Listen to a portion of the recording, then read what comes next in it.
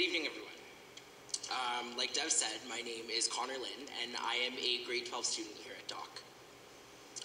I just wanted to start off by saying I am truly, truly grateful to have this opportunity to speak to you tonight. So since elementary school, I have sat through multiple bullying presentations, but something that all of these bullying presentations have in common is that they don't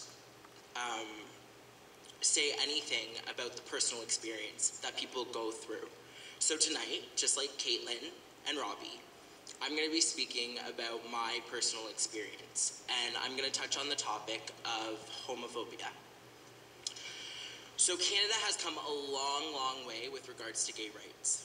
Until 1969, it was a criminal offense to be a homosexual here in Canada. So if you were caught participating in homosexual activity, you were going to be condemned to death. Capital punishment, death row. So just imagine that. Because of your sexual orientation, you were going to die. So in 1969, when Trudeau was in office, he decriminalized that. But it wasn't until July 20th, 2005, that gay marriage became legal here in Canada. Now, many people think that just because we are the fourth nation in the world to legalize gay marriage, that there still aren't issues regarding homophobia. Unfortunately, there are. Listen to this. 59% of LGBTQ high school students reported that they were verbally harassed because of their sexual orientation. 25% of LGBTQ high school students indicated being physically harassed due to their sexual orientation. 31% of LGBTQ high school students reported personal harassment on the internet or via text messaging. 73% of LGBTQ high school students reported that they felt unsafe in their schools. And 51% of LGBTQ high school students reported that they didn't feel accepted in their schools. So you're gonna sit there and tell me that homophobia still isn't a problem? Okay.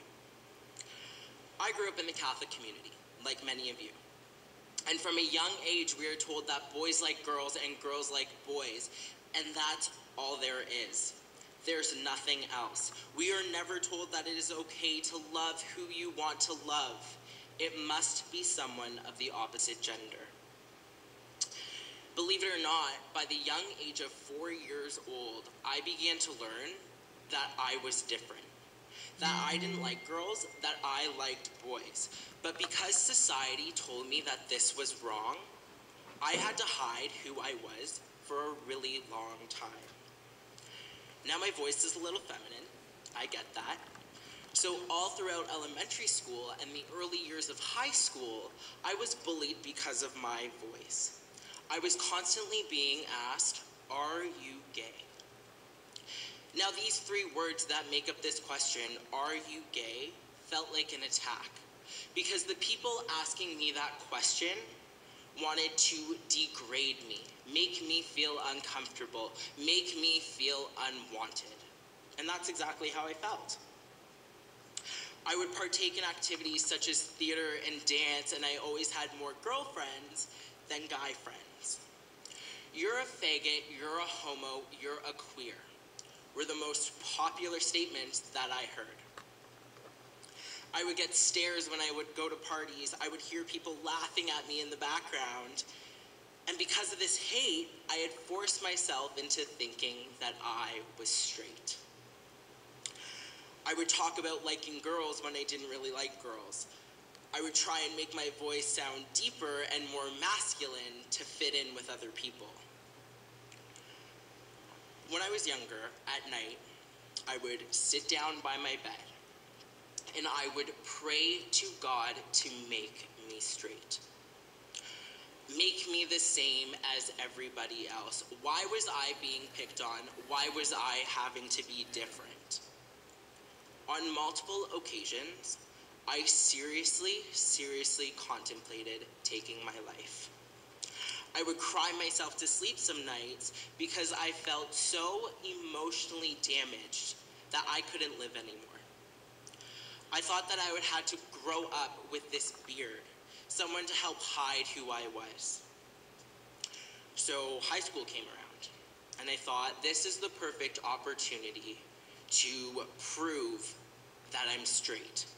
So I got myself a girlfriend, a girl who had genuine feelings for me, but I didn't feel the same way about her. I knew that our relationship would only go as far as being friends. I came to understand that I had a respect for the opposite gender and a genuine respect for the beauty of women. Now, it wasn't until about grade 10 that I built up the courage and the strength to face who I was and come out of the closet. I was never going to be happy having to hide who I was, and I knew that I was never going to change. So, on my 16th birthday, I came out to my family and my friends. I sat my parents down, I took a deep breath in, and I said, I have something to tell you. I'm gay. And then, being in this tech-savvy, social media-obsessed generation, I tweeted those words as well. I'm gay. I felt like I was free.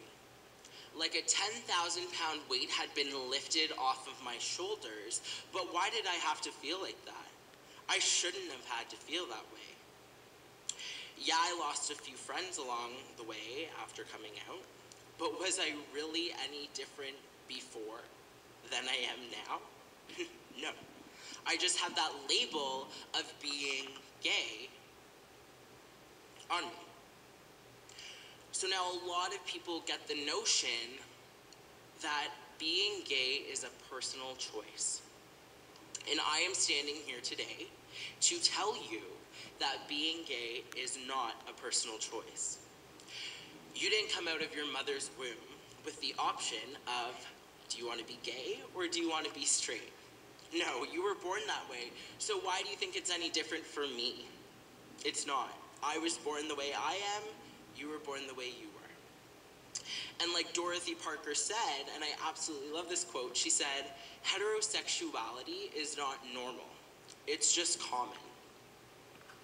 So there is no need for people to be so against something that doesn't even affect them. Does me being gay really have anything to do with you? No, it doesn't. So why make it such a big deal? I want to thank you all for listening. And I want to thank my family, because if it wasn't for you and your support, I don't think I would be able to stand here and say this. So I love you, and thank you.